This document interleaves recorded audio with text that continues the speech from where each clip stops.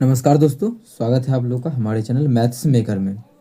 तो आज आज हम लोग 29 तारीख के थर्ड शिफ्ट का देखने वाले हैं, जो कि आज आज हमारा लास्ट रहेगा। 29 तारीख को लास्ट एग्जाम हुआ था रेलवे ड्राइवर का, रेलवे एएलपी का, ठीक है, सहायक लोको पायलट का। तो लास्ट पेपर है और लास्ट शिफ्ट है 29 तारीख को। जो एग्ज़ाम हुआ था, लास्ट एग्ज़ाम हुआ था, और ये थर्ड शिफ्ट लास्ट एग्ज़ाम है, ठीक है। इसके बाद हम लोग आरपीएफ का करेंगे। अगर आप लोग चाहिएगा तो आरपीएफ एसआई का टोटल जो है एक शिफ्ट में 35 क्वेश्चन आया हुआ है। अगर आप लोग चाहते हैं तो वो भी हम लोग सॉल्व करेंगे। अगर आप लोग चाहते हैं ज़रूर बताइएगा।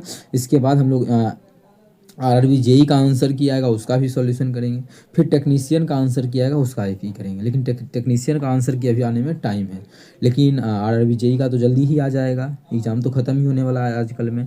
तो ज़रूर आप लोग कमेंट करके बताइए क्या क्या चाहिए आप लोगों को, ठीक है। तो सभी पेपर का सॉल्यूशन मिलेगा, जिससे कि आगे के एग्ज़ाम में अच्छा कवर हो पाएगा। देखिए, कुछ क्वेश्चन होता है जो टाइम टेकिंग होता है, उस पर आप लोग को टेंशन नहीं दे के आगे निकलना है। फिर उस क्वेश्चन को बाद में सॉल्व करना है। अगर ज़्यादा टाइम लगे तो क्वेश्चन पढ़ने से पता चल जाता है। चलिए कर लेते हैं। क्या है ये क्वेश्चन हमारा।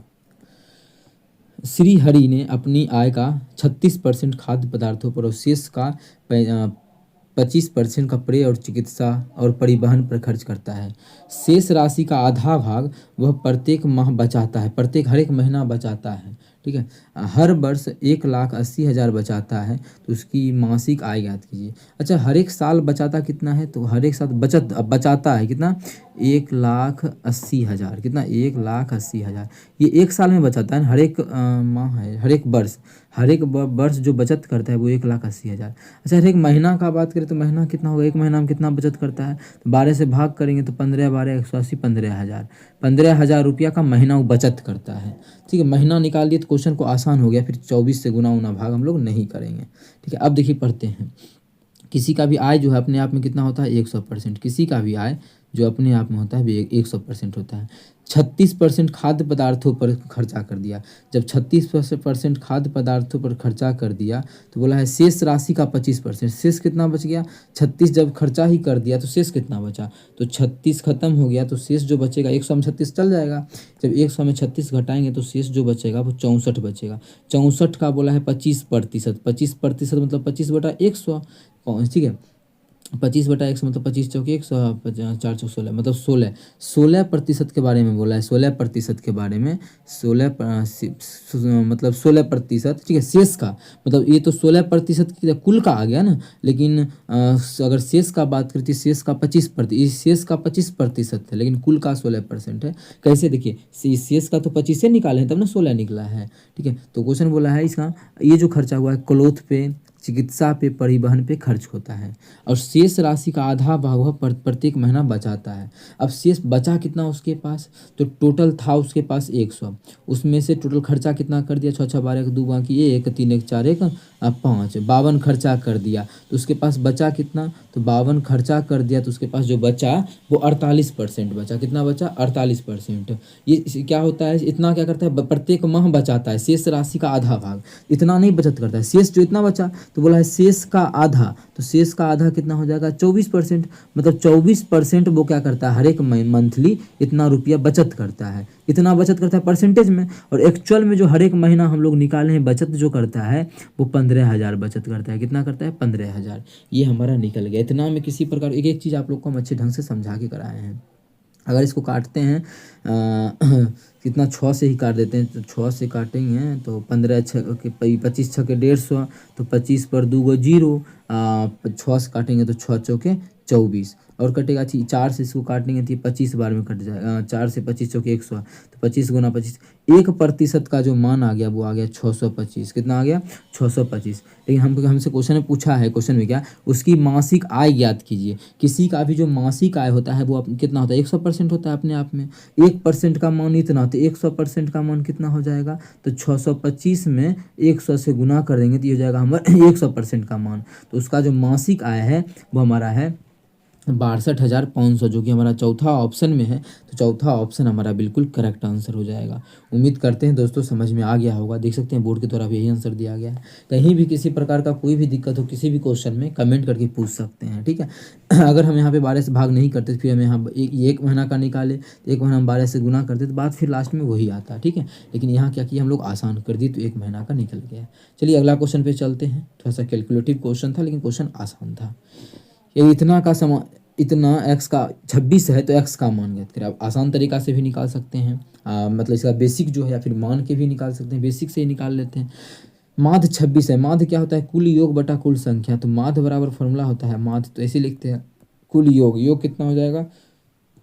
जोड़ देते हैं 4 7 11 11 5 11 5 16 16 2 18 18 के 8 बाकी 1 2 2 4 2 6 2 8 8 1 90 98 आ गया। अब प्लस एगो एक्स भी है, एक्स है तो बटा कुल कितना संख्या है? 1 2 3 4 5 5 गो संख्या है। अच्छा ये माध्य जो है ये दिया हुआ है हमें कितना है? 26 है, तो यहाँ पे 26 लिख देते हैं।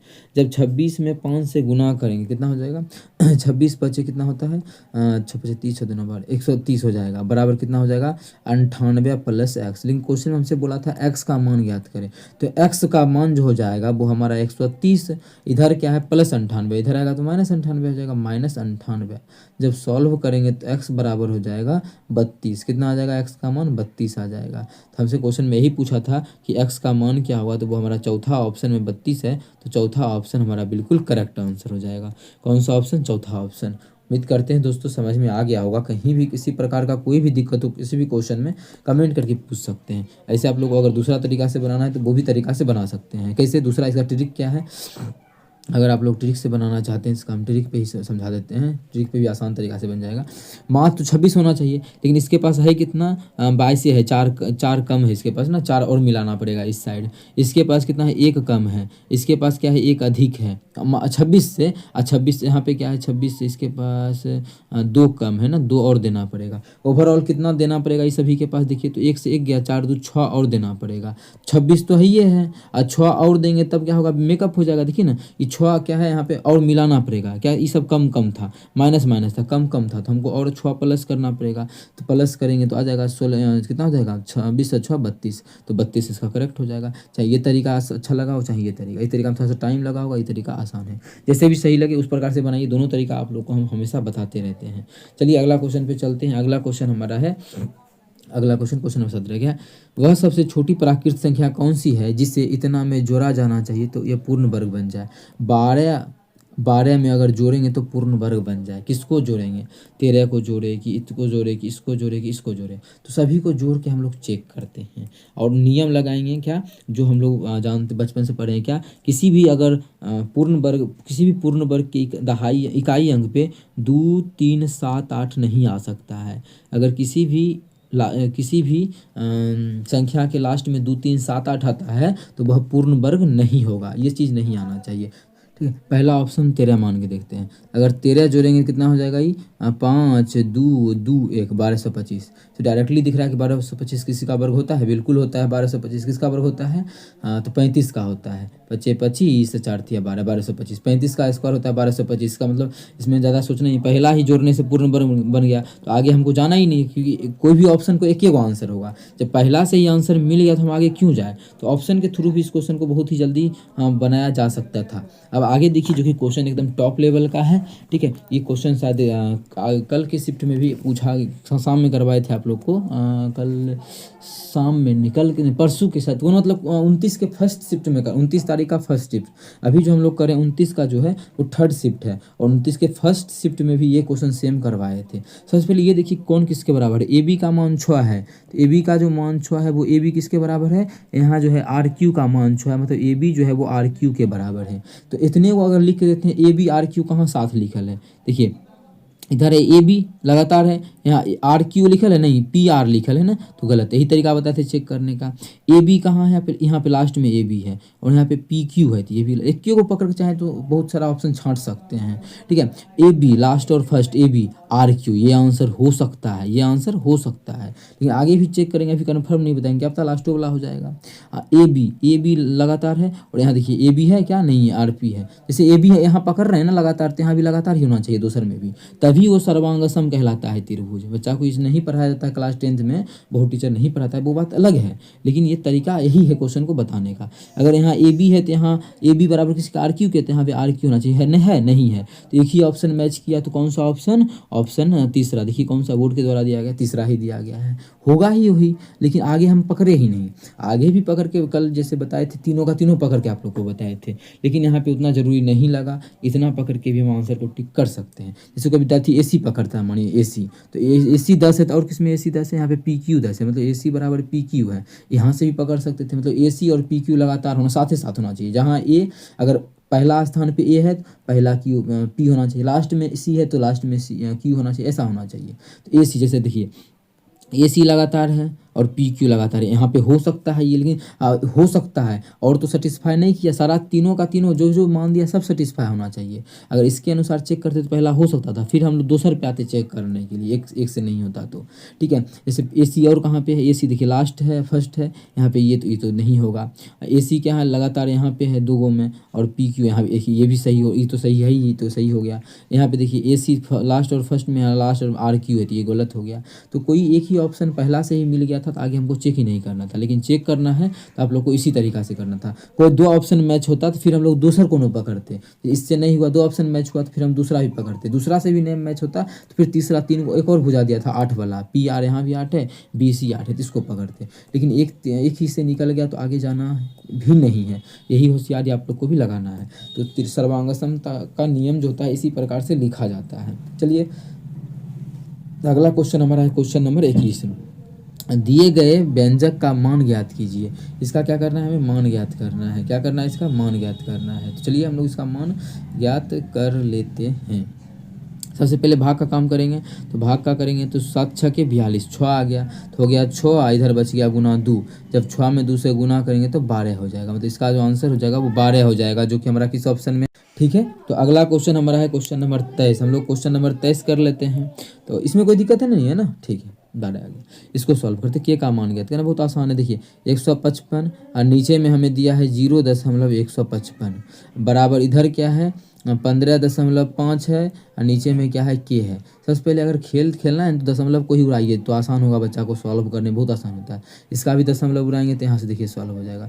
कुछ कटने वाला चीज़ है तो क्या आप लोग बोलिएगा जी बिल्कुल कटने वाला चीज़ है, 155 से 155 कट गया, तो गुना को निगुना कर लेंगे, ठीक है। तो क्या आ जाएगा, इधर जो हो जाएगा हमारा 1000 के हो जाएगा और उधर जो हो जाएगा 155 हो जाएगा। तो के बराबर कितना हो जाएगा, 155 बटा 1000, काटना उटना नहीं है, जीरो है तो भाग करने में आसान होगा, मतलब 0.155, 3 गो जीरो था, 3 अंक के बाद दशमलव दे दिए, 0.155, 0.155, तो किसी ऑप्शन में नहीं है, मतलब हम लोग कुछ ना कुछ त्रुटि जरूर किए हैं। अरे यहाँ पे दशमलव उड़ाए तो 3 अंक था ना, तो यहाँ पे 3 गो जीरो देंगे, 3 गो जीरो देंगे, फिर गुना करेंगे तो यहाँ पे 4 गो जीरो हो जाएगा। जब यहाँ से हम गुना करेंगे तो हमारा यहाँ 4 गो होगा ना, देखिए 3 गो अंक था तो यहाँ पे 3 गो जीरो होगा, 2 गो जीरो दिए थे तो यहाँ पे भी 4 गो भाग देंगे। जब यहाँ पे भाग करेंगे तो ये हमारा कितना हो जाएगा, जब यहाँ पे करेंगे भाग तो 0.01555, 4 गो अंक के बाद दशमलव, क्योंकि 4 गो जीरो था। तो किस ऑप्शन में है, ऑप्शन नंबर जो है चौथा है, तो चौथा ऑप्शन में हमारा बिल्कुल करेक्ट आंसर हो जाएगा। कौन सा ऑप्शन, चौथा ऑप्शन। उम्मीद करते हैं दोस्तों समझ में आ गया होगा। कहीं भी किसी प्रकार का कोई भी दिक्कत हो कमेंट करके पूछ सकते हैं। अगला क्वेश्चन हमारा क्वेश्चन नंबर 25 है। क्या है, एक खिलौने का क्रय मूल्य 210 रुपया है। खिलौने का जो क्रय मूल्य लिखा हुआ है वो 210 रुपया लिखा हुआ है, ठीक है। अंकित मूल्य कितना होना चाहिए, एमपी कितना होना चाहिए, नहीं पता है ना, बक यहाँ से नहीं पता है तो हाँ, ताकि छूट 5% के बाद अगर छूट 5% का मिल जाए तो दुकानदार को 90% का लाभ हो। अब देखिए 90% का लाभ तो आसान क्वेश्चन कर दिया, 90 का लाभ लेना चाहता है। सबसे पहले बेचेगा कितना में, एसपी कितना हो जाएगा, कोई चीज़ है कितना 210 का चीज़ है है। 90 का लाभ लेना चाहता है, मतलब कितना में बेचेगा, 90 का लाभ मतलब कितना लाभ हो जाएगा, देखते हैं कितना रुपया लाभ लेता है। 1 0 से 1 0, 1 0 से 1 0, 21 नामा कितना होता है 9, 9 दूना 18, मतलब 189 रुपया का लाभ लेना चाहता है। 189 का लाभ लेगा, कोई चीज़ है 210 का, कितना में बेचेगा 9 8 1 9 2 1 2 1 3, मतलब उसका जो बेचेगा वो 399 में बेचेगा। कितना में बेचेगा उस चीज़ को 399 में बेचेगा, तो उसको 90% का लाभ होगा। लेकिन ये जो बेच रहा है ना, अंकित मूल्य कितना हो, कि 5% की छूट देने के बाद भी 399 में बेचेगा।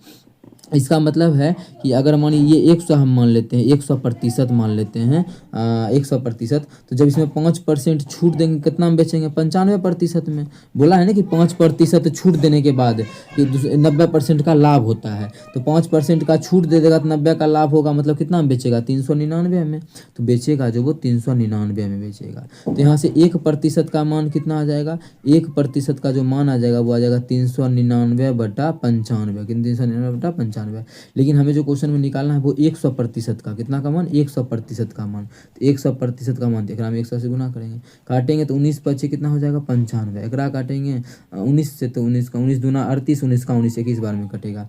फिर 5 से काटेंगे तो 5 दूना 10 और 0 दोनों को गुना करेंगे, 21 से गुना कितना 20, जब 21 गुना 20 करेंगे तो आ जाएगा 420, मतलब उस वस्तु का दाम जो लिखा होना चाहिए वो हम अगर 420 लिख देंगे, उसके बाद 5% का डिस्काउंट देंगे तो हमें कितना 90% का क्या होगा लाभ होगा, 90% का लाभ बोला था।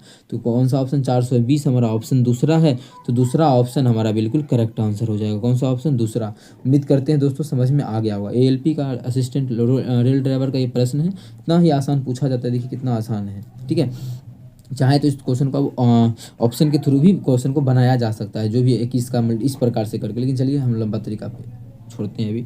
अगला है 27, क्या है 6 आदमी और 8 लड़के किसी काम को 10 दिनों में कर सकते हैं। 6 को क्या है आदमी है तो आदमी को मेन कर देते हैं, और 8 गो लड़का तो 8 गो बॉय, किसी काम को 10 दिन में कर रहा है तो 10 से गुना कर दिए। ठीक है, जबकि 26 आदमी और 48 लड़का को अगर मिलाते हैं, 26 आदमी और 48 लड़का को, 26 आदमी है तो M और लड़का है तो बॉय, किसी काम को 2 दिन में कर देता है। उसी काम बोला है ना, इसलिए यहाँ पे बराबर का चिन्ह दिए, उसी काम को 2 दिन में कर देता है। तो उसमें 10 आदमी और 10 लड़के 20 आदमी और यहाँ पर जो हमें बोला है कि 10 आदमी और 20 लड़के उसी कार्य को कितना समय लेगा करने में, कितना 10 गो आदमी खुद से करवाते हैं और 20 गो लड़का अगर रहता है तो उस काम को कितना दिनों में करेगा। कुल काम है कितना, वो काम को ऊपर लिखेंगे, और कुल आदमी इतना है तो इसमें भाग कर देंगे तो आंसर आ जाएगा। लेकिन सबसे पहले हमें इसको सॉल्व करना पड़ेगा। जब इसको हम सबसे पहले यहाँ पे सॉल्व कर देंगे, तो कर लेते हैं पहले सॉल्व, क्षमता निकाल लेंगे, 2 से काटेंगे तो 5 हो जाएगा। ठीक है, यहाँ से भी 2 कॉमन ले सकते हैं, यहाँ से भी 2 कॉमन लेके काट सकते हैं, लेकिन खैर यहाँ पे छोड़ते हैं, फिर गुना ही कर लेते हैं। क्या हो जाएगा यहाँ पे 6 पच्चे 30M प्लस 8 पच्चे 40B बराबर हो जाएगा 26M प्लस 48B। इतना भी नहीं लिखना था, इतना गुना करके डायरेक्ट दिख रहा था ना, 26M इधर आएगा और इधर 6 पच्चे 30M है, घट के कितना हो जाएगा 4M बचेगा या नहीं बचेगा, ये उठ के इधर आएगा तो घट जाएगा 4M बराबर, ये 40 उधर चल जाएगा तो 8 घट जाएगा तो हो जाएगा 48B। अच्छा यहाँ से कुछ कटेगा क्या, 4 दूना 8 हो जाएगा, तो M/B का जो मान आ जाएगा वो 2 आ जाएगा, 2/1, मतलब M का जो रेशियो है, मर्द का रेशियो वो 2 है और लड़का का रेशियो जो क्षमता जो है वो 1 है। क्षमता का अनुपात निकल गया, लड़का का क्षमता 1 अनुपात में है और आदमी का क्षमता जो है 2 अनुपात में है, निकल गया।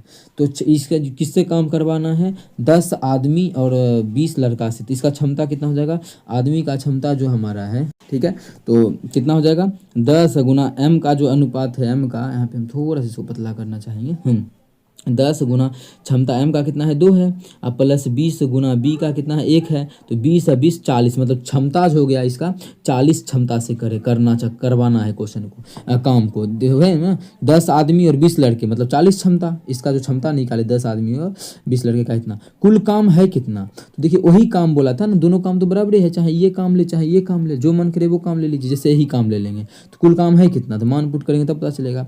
2M के जगह 2 रख देंगे तो यहाँ पे 2 रख देंगे और इसके जगह 1 रख देंगे, 6 दूना 12, 12 8 20, 20 गुना 10, मतलब 20 गुना 10 कितना 200, मतलब कुल काम 200 है। इसी काम को करवाना है 0 से 0, 4 पचे 20, मतलब 10 आदमी और 20 लड़का अगर उस काम को करता है तो टोटल 5 दिन में वह काम हमारा कंप्लीट हो जाएगा। कितना दिन में, 5 दिन में। उम्मीद करते हैं दोस्तों समझ में आ गया होगा। ठीक है। तो 5 दिन हमारा बिल्कुल करेक्ट आंसर हो जाएगा, जो कि आप लोग के सामने यहाँ पे निकालने का तरीका लिखा हुआ है। अच्छा लगे तो अपने सभी मित्रों के साथ ज़्यादा से ज़्यादा शेयर करें। अगला क्वेश्चन हमारा है, क्वेश्चन नंबर देखिएगा कि 18 पुरुष और 12 महिला एक दीवार को 10 दिन में बना सकती है। सेम यही क्वेश्चन है, सेम यही क्वेश्चन है, पता नहीं काहे रिपीट दे दिया। बच्चा को मज़ा आ गया होगा जो जानता होगा।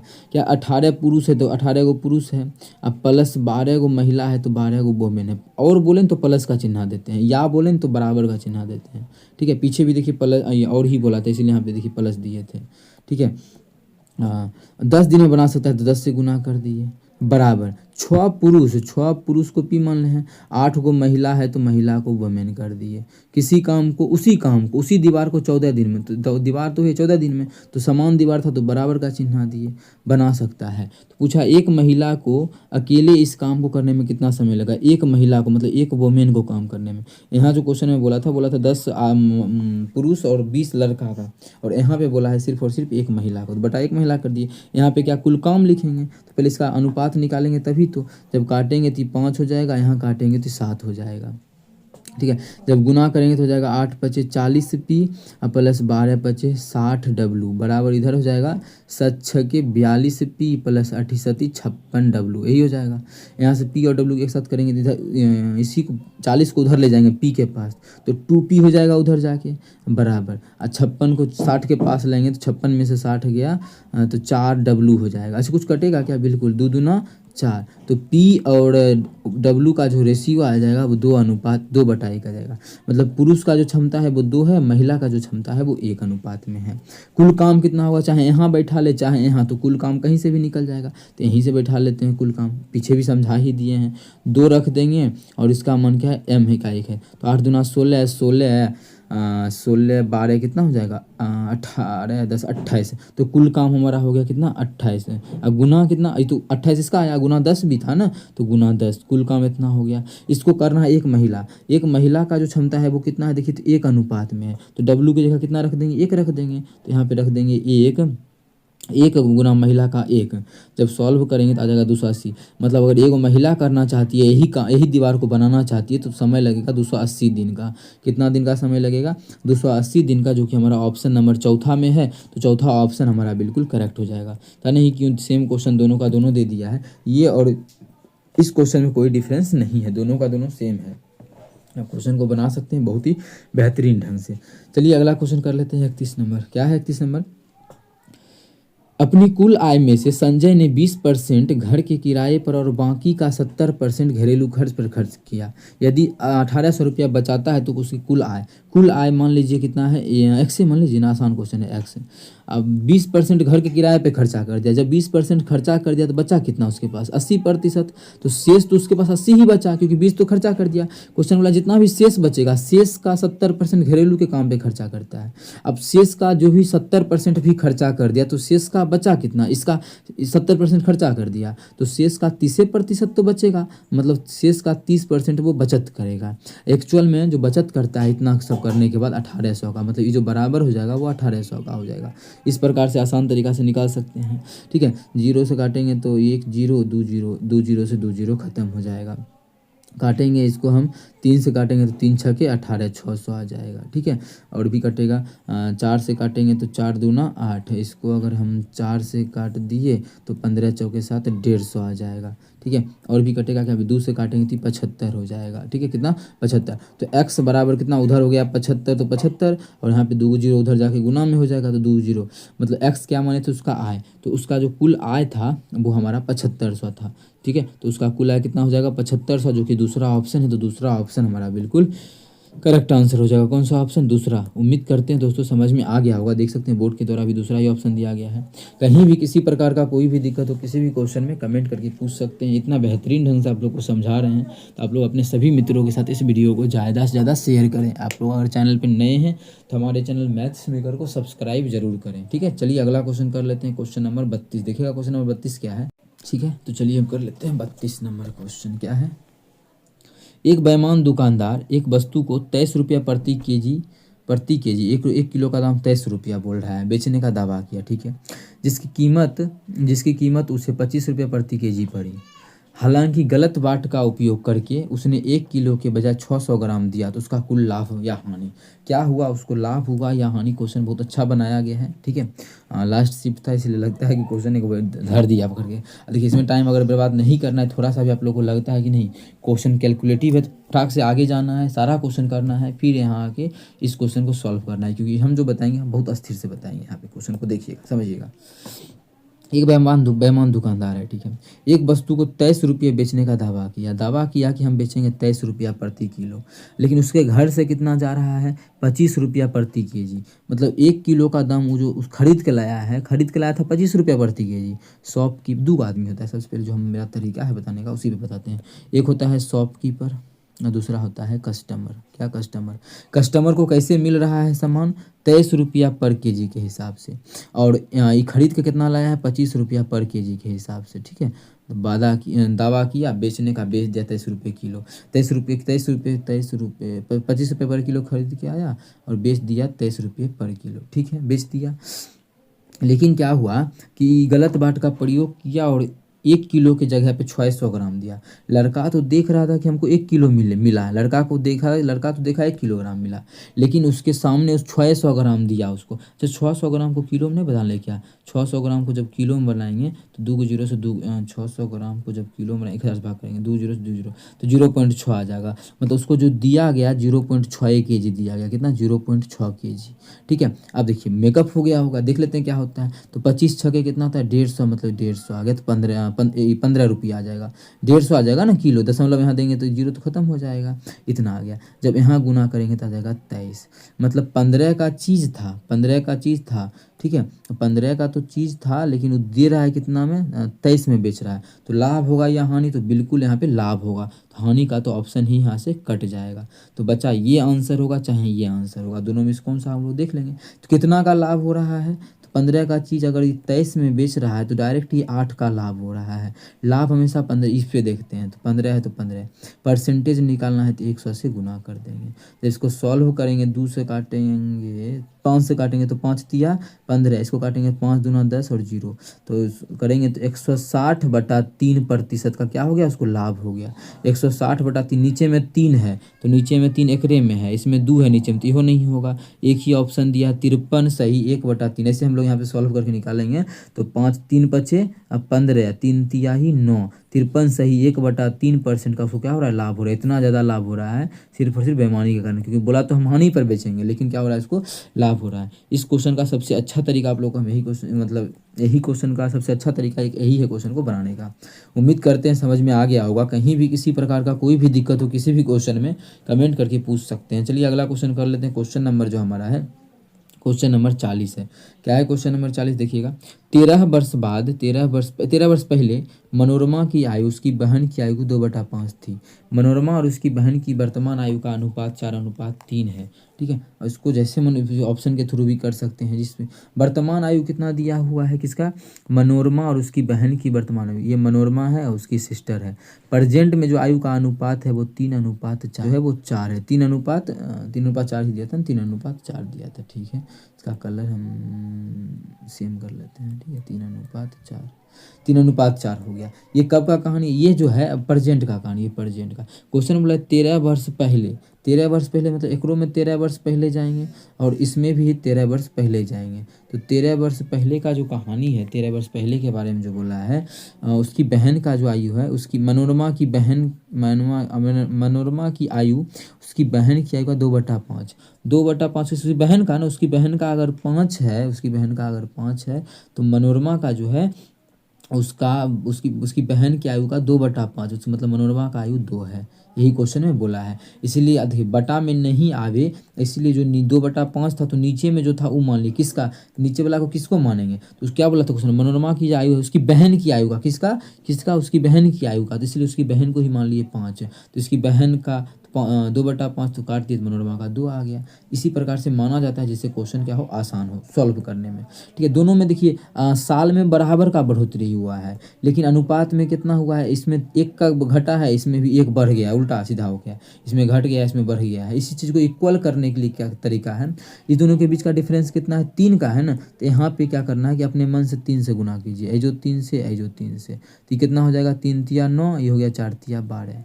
और एकरा बीच का डिफरेंस कितना था 1 था, तो 1 से गुना करेंगे तो यही रह जाएगा, इसलिए गुना ही नहीं करते, इसलिए क्या करते हैं गुना ही नहीं करते हैं। अब देखिए सेम हो गया होगा, कितना घटा है ये 7 अनुपात में, 7 ही अनुपात में घटा नहीं, ये भी कितना घटा है 7 अनुपात में घटा है। दोनों जो घटा है वो 7 अनुपात में घटा है, और एक्चुअल में जो घटा है वो 13 साल घटा है, कितना 13 साल। तो 1 अनुपात का मान कितना हो जाएगा, 1 अनुपात का मान हो जाएगा 13/7। क्वेश्चन में पूछा क्या है कि उनकी वर्तमान आयु का योग। अच्छा, उसकी वर्तमान आयु का योग कितना हो जाएगा, तो वर्तमान आयु तो हम लोग ये माने हैं क्योंकि यही हमारा रेशियो जो है इक्वल कर दिया 12 और 9, तो वर्तमान आयु का योग कितना हो जाएगा 12 और 9 21। वर्तमान आयु का अनुपात में हो जाएगा 21, और 1 अनुपात का मान 13/7, तो 21 अनुपात का मान क्या हो जाएगा, एकरा में भी 21 से गुना कर देंगे, ये हो जाएगा कितना अनुपात का मान 21 अनुपात का मान। जब काटेंगे 7 या 21 13 तिया 39, तो उसका जो आंसर आ जाएगा 39, मतलब दोनों बहन का जो आयु का योगफल हो जाएगा वो 39 वर्ष हो जाएगा, कितना 39 वर्ष। ऑप्शन नंबर हमारा तीसरा है, तो तीसरा ऑप्शन हमारा बिल्कुल करेक्ट हो जाएगा। कौन सा ऑप्शन, तीसरा ऑप्शन। उम्मीद करते हैं दोस्तों समझ में आ गया होगा। चलिए अगला क्वेश्चन पे चलते हैं। क्वेश्चन नंबर जो हमारा है 43 है। क्या है क्वेश्चन नंबर 43, देखिएगा।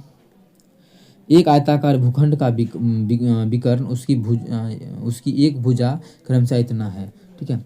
एक आयताकार भूखंड का विकर्ण क्या होता है, अंडर रूट लंबाई का स्क्वायर प्लस चौड़ाई का स्क्वायर, यही होता है। इसी का जो मान दिया है 65 दिया है, ठीक है। और आगे बोला इसकी एक भुजा मतलब लंबाई जो दिया हुआ है वो 63 दिया हुआ है।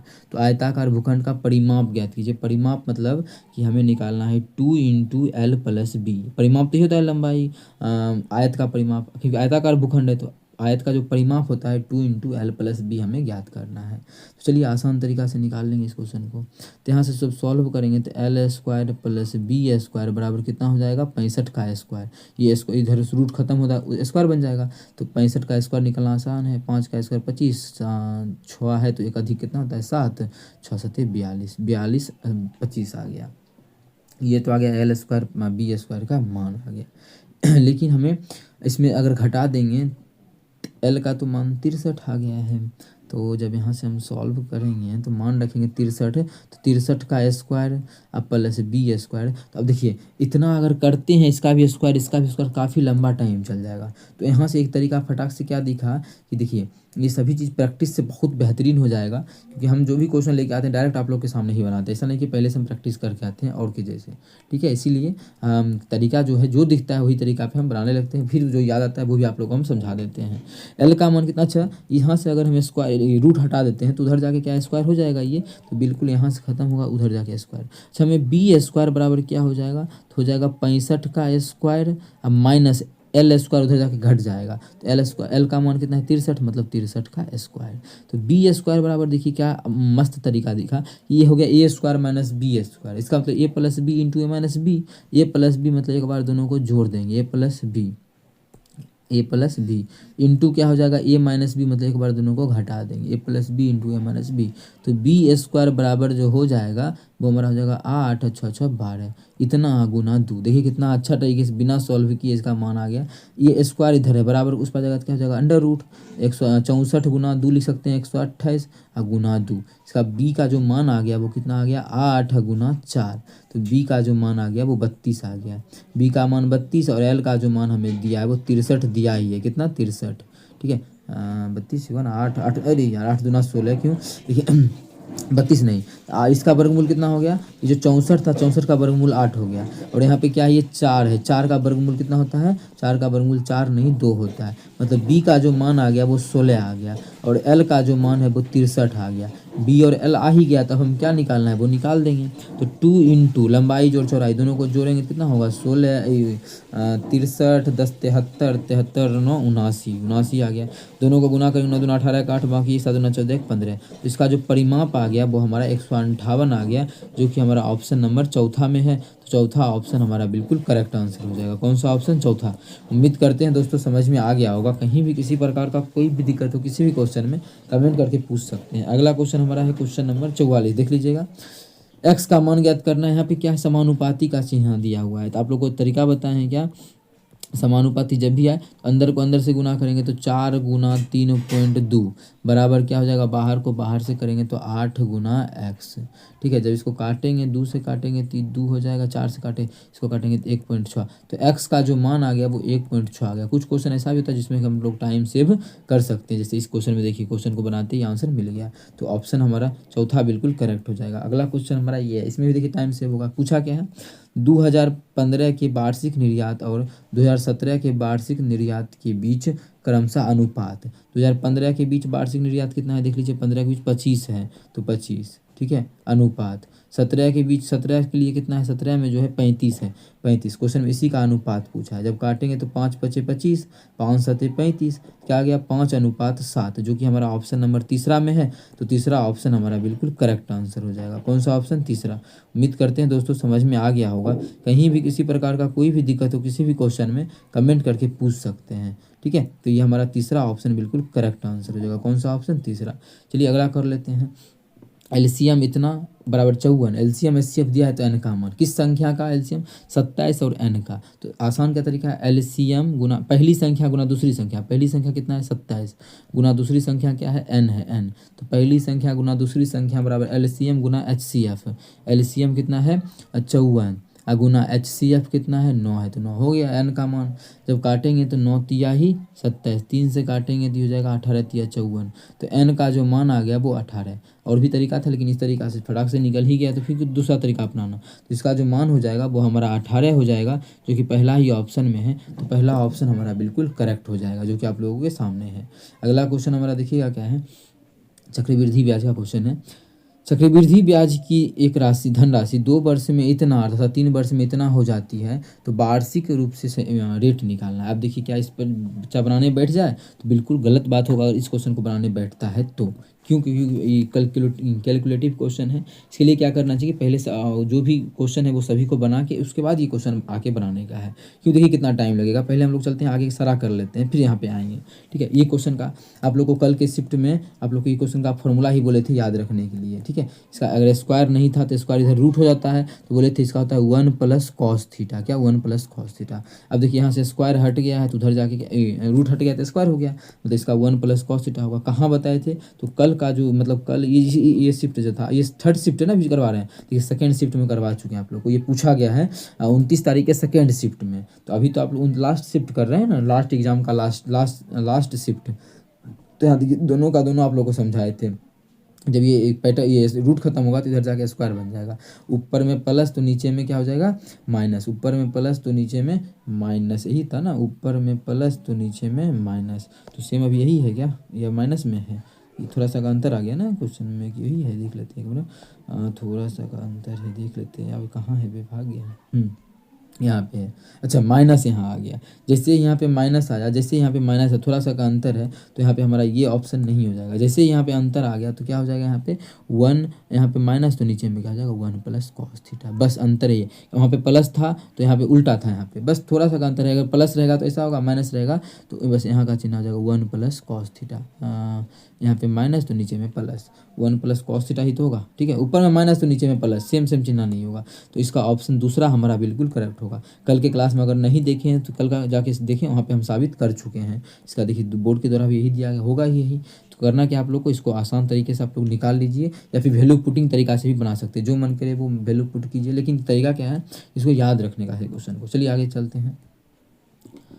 100 किलोमीटर प्रति घंटा की चाल से चल रही 250 मीटर लंबी रेलगाड़ी की विपरीत दिशा में 62 किलोमीटर प्रति घंटा से चाल से चल आ रही दूसरी रेलगाड़ी को 10 सेकंड में पार करती है दूसरी रेलगाड़ी की लंबाई। तो कल भी क्वेश्चन करवाए, जब भी पार करता है तो देखिए कल के शिफ्ट में भी करवाए हैं, तो सेम क्वेश्चन है, डी है जी, देखिए सेम क्वेश्चन है, दूसरी रेलगाड़ी की लंबाई। ये है सेकेंड शिफ्ट का। बहुत क्वेश्चन ऐसा है कि सेम दिया गया है सेकेंड और थर्ड शिफ्ट में, बहुत क्वेश्चन मैच कर रहा है।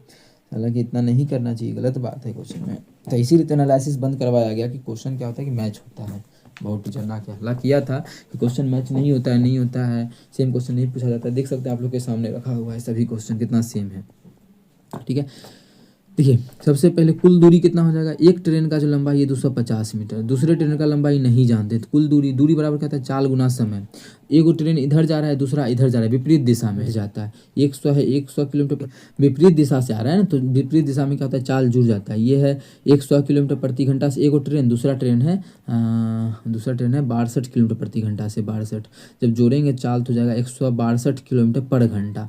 लेकिन ये तो हो गया कुछ मीटर प्रति सेकेंड, किलोमीटर प्रति घंटा में, क्योंकि देख सकते हैं किलोमीटर प्रति घंटा में, लेकिन हमको इसको कन्वर्ट करना है मीटर प्रति सेकेंड में, तो गुना कर देंगे 5/18 से, तो 18 9 कितना होता है 162, तो मीटर प्रति सेकेंड में आ गया 9×5=45 मीटर प्रति सेकेंड। इसका जो चाल आ गया 9×5=45 मीटर प्रति सेकेंड। सॉल्व कर देते हैं, तो दूरी बराबर कहते हैं चाल गुना समय, चाल क्या है 45 गुना समय कितना है 10 सेकेंड, तो डी बराबर कितना आ जाएगा, तो इधर हो गया 450, ठीक है, इधर 250 प्लस में इधर आके क्या हो जाएगा माइनस में 250, ठीक है, तो डी बराबर जो हो जाएगा घट के ये 200, मतलब दूसरी ट्रेन का जो लंबाई हो जाएगा वो 200 मीटर हो जाएगा। कितना हो जाएगा 200 मीटर हो जाएगा, जो कि हमारा किस ऑप्शन में है, ऑप्शन नंबर तीसरा है, तो तीसरा ऑप्शन बिल्कुल करेक्ट होगा। दूसरी ट्रेन की लंबाई कितना 200 मीटर। उम्मीद करते हैं समझ में आ गया होगा। कहीं भी किसी प्रकार का अगर दिक्कत होता है किसी भी क्वेश्चन में कमेंट करके पूछ सकते हैं, पूरा का पूरा सॉल्यूशन आप लोग के सामने रखा हुआ है।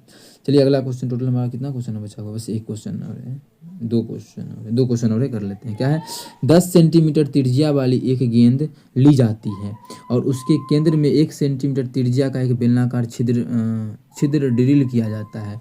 नीचे सूचीबद्ध विकल्पों में से कौन सा विकल्प खोखली गेंद के पृष्ठीय क्षेत्रफल और मूल गेंद के पृष्ठीय क्षेत्रफल का अनुपात का निकटतम मान बोला है।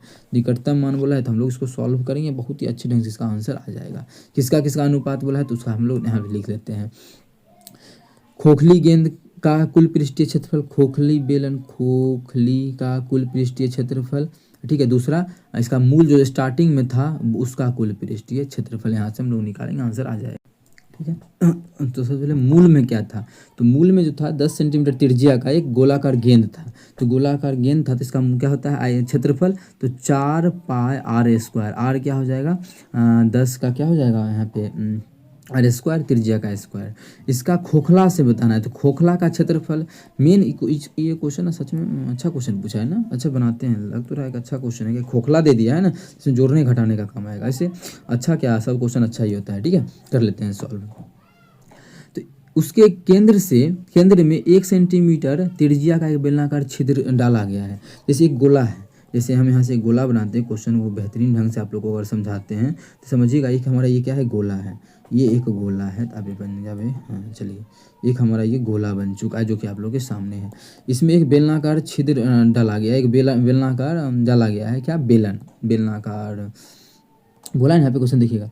10 सेंटीमीटर त्रिज्या वाली एक गेंद ली जाती है, उसके केंद्र से 1 सेंटीमीटर त्रिज्या का एक बेलनाकार छिद्र ड्रिल किया जाता है, बेलनाकार छिद्र ड्रिल किया जाता है। तो बेलनाकार एक छिद्र ड्रिल कर देते हैं यहाँ से, इसी के बारे में बोलना है, जो कि त्रिज्या क्या है 1 सेंटीमीटर। ऐसा देखिए ये जो क्या किया गया है ये, ठीक है। इसका हम कलर थोड़ा सा अलग कर लेते हैं, ये लाल कलर से कर लेते हैं। एक ऐसा क्या किया गया है, ये छेद किया गया है, ठीक है, इसी प्रकार का। तो सबसे पहले हमें इस क्षेत्रफल निकालना है। अब देखिए जब क्षेत्रफल किया जाएगा तो ये क्या होगा, यहाँ से हट जाएगा। जब ये हटेगा तो किसका किसका आकृति दिखेगा, पृष्ठीय क्षेत्रफल बोलता है ना, तो वहाँ पे हम जिसका दिखता है पहले वो लेते हैं, जो हट, और वो अगर आयतन का बात करता तो घटाते जोड़ते, लेकिन इसमें पहले क्या क्या दिख रहा है पहले वो देखेंगे, फिर घटाने जोड़ने का बाद में बात करेंगे। तो हमारा कुल क्या हो जाएगा, कुल तो हो जाएगा 4πr², तो कुल तो मानिए 4πr² जैसा दिखेगा ही दिखेगा, तो 4πr² मतलब 10 का स्क्वायर हो जाएगा, ठीक है। और क्या दिखेगा इसमें, जो और दिखेगा यहाँ पे एक देखिए और क्या दिखेगा और क्या जुड़ेगा, तो इसमें एक हमारा इसका बेलन का वक्र भी दिखेगा। जैसे इसको खड्डा करेंगे तो बेलन तो दिखेगा ही ना, मानिए खड्डा यहाँ पे कर दिए, ध्यान गौर से दिखेगा, इमेजिन कीजिए, जब खड्डा करेंगे तो बेलन दिखेगा, तो बेलन का वक्र दिखेगा, तो बेलन का वक्र होता है 2πrh। आर कितना है, तो आर तो हमारा एक है बेलन का, लेकिन ऊंचाई कितना लेंगे उस समय, तो ऊंचाई जो लेंगे इसका त्रिज्या लेंगे, क्यों त्रिज्या लेंगे ऊंचाई व्यास पूरा लेंगे ना, तो यहाँ से यहाँ तक ये 10 और यहाँ से यहाँ 10, तो ऊंचाई हो जाएगा बेलन का ये 20 हो जाएगा, 20 हो जाएगा क्योंकि त्रिज्या 10 था ना, त्रिज्या 10 था तो ऊंचाई जो जगह 20 हो जाएगा, यहाँ से लेके यहाँ तक का व्यास होता है। ठीक है, हो गया। और इसमें कुछ घटेगा अभी, क्या घटेगा उस पर ध्यान से देखिएगा। अच्छा, इसमें किसका सतह हम बर्बाद कर दिए, खत्म कर दिए, तो एक यहाँ से गोला खत्म हो गया, एक यहाँ से गोला क्या हुआ, खत्म हो गया, हट गया, तो दो गोला खत्म हो गया, तो दो गोला का क्या करेंगे, क्षेत्रफल, तो 2πr², आर तो क्या है, एक है, एक का स्क्वायर एक ही रहता है, मतलब यही हमारा क्या होगा, पूरा का पूरा आके तैयार हो गया। ठीक है, अगर इसको हम डायग्राम से फिल करके भी समझाएं तो ऐसे आप लोग समझ ही गए होंगे, फिल करके भी इस प्रकार से समझा सकते हैं। ठीक है, ऐसे आप लोग डायग्राम देखिए और फिर से क्वेश्चन को समझिए। ऐसे जो कटेगा देखिए, यहाँ से क्या क्या काट सकते हैं, अगर पाए इसका देखिए, पूरा का पूरा पहले इसको सॉल्व करना पड़ता, लेकिन अगर सॉल्व भी कीजिएगा तो कितना हो जाएगा, ये हो जाएगा 100 का स्क्वायर, 100 गुना 4, तो हो जाएगा ये 400 पाए, 400 पाई ये हो गया, 400 पाए, इसमें घटा देंगे 2 इधर 2 गो पाए, 20 दूना 40, 40 इधर हो गया, जोड़ देंगे कितना 40 गो पाए, उसमें घटा देंगे कितना 2 गो पाए, इसका अनुपात निकालेंगे 4 पाए, मतलब यहाँ भी 400 ही नहीं कर दें, 400 पाए। ठीक है, यहाँ से कुछ कटेगा क्या, देखिए तो ये हो जाएगा 440, और 440 में से 2 गया तो हम बोल सकते हैं यहाँ पे 440 में से 2 गया तो 438 पाए, कितना हो जाएगा 438 पाए।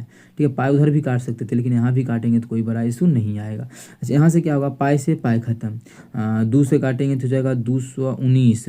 ठीक है, अनुपात हो जाएगा 200। अब कटेगा क्या, तो अब हमारा ये बिल्कुल नहीं कटेगा, तो इसका जो आंसर हो जाएगा 219 अनुपात 200, कोई ऑप्शन में है 219/200, हाँ पहला ही ऑप्शन में है, तो पहला ऑप्शन जो हमारा है वो बिल्कुल करेक्ट हो जाएगा। ऐसे ही क्वेश्चन जो था एग्जाम में छोड़ने वाला था, अब पहले छोड़ देते, अगर टाइम बता तो बनाने का था, नहीं तो इस क्वेश्चन को नहीं सॉल्व करना था, क्योंकि क्वेश्चन में मेन कॉन्सेप्ट यहाँ पे लगा, खोखला कर दिया, तब क्या क्या घट रहा है और क्या क्या जुड़ रहा है। और भी तरीका है इस क्वेश्चन को करने का ऑप्शन के थ्रू, लेकिन ऑप्शन में थ्रू में फंसने का चांस ज़्यादा है, इसलिए इसको हम यहीं पर ब्रेक करते हैं। अगला क्वेश्चन कर लेते हैं 74 नंबर। ठीक है, अब इसका मान ज्ञात करना है। सबसे पहले देखिए क्या दिया है, a+b × a-b, मतलब यहाँ पे दिया है x² -y², क्या -y², यहाँ भी दिया है a+b × a-b, तो यहाँ भी दिया है x² -y², यहाँ भी सेम वही दिया है x² -y²। यहाँ नहीं कि वैल्यू पुटिंग बनाने लगिएगा, वैल्यू पुटिंग से भी तो आंसर आ जाएगा तुरंत। ठीक है, तुरंत आ जाएगा, लेकिन नहीं बनाना, यही तरीका ज़्यादा सही है। x² से x² खत्म, y से y, z से z, तो पूरा का पूरा 0 आ गया, तो पहला ऑप्शन इस क्वेश्चन का बिल्कुल करेक्ट हो जाएगा। कुछ क्वेश्चन आसान तो कुछ क्वेश्चन अच्छा भी दिया था, तो पहला क्वेश्चन आप लोग देख सकते हैं, तो पहला क्वेश्चन हमारा बिल्कुल करेक्ट आंसर हो जाएगा। उम्मीद करते हैं दोस्तों समझ में आ गया होगा। आज का भी टोटल शिफ्ट हमारा कंप्लीट होता है, जो हम लोग का जो आज कर रहे थे हम लोग, वो 29 तारीख का कर रहे थे थर्ड शिफ्ट। टोटल एग्ज़ाम जो हुआ है रेलवे का, रेल ड्राइवर का, वो 25 से 29 के बीच हुआ है। ठीक है, रेल ड्राइवर का 25 नवंबर से लेके 29 नवंबर के बीच जो एग्ज़ाम हुआ था, उसका टोटल वीडियो कंप्लीट है। प्लेलिस्ट भी आप लोग को मिल ही गया होगा। ठीक है, तो आज का सेवा समाप्त करते हैं। RPF SI का भी चाहिए तो आप लोग कमेंट करके ज़रूर बताइएगा, वो भी आप लोग को हम दे देंगे। चलिए मिलेंगे नेक्स्ट वीडियो में। बहुत ही अच्छा सेशन रहा आप लोग के साथ, थैंक यू।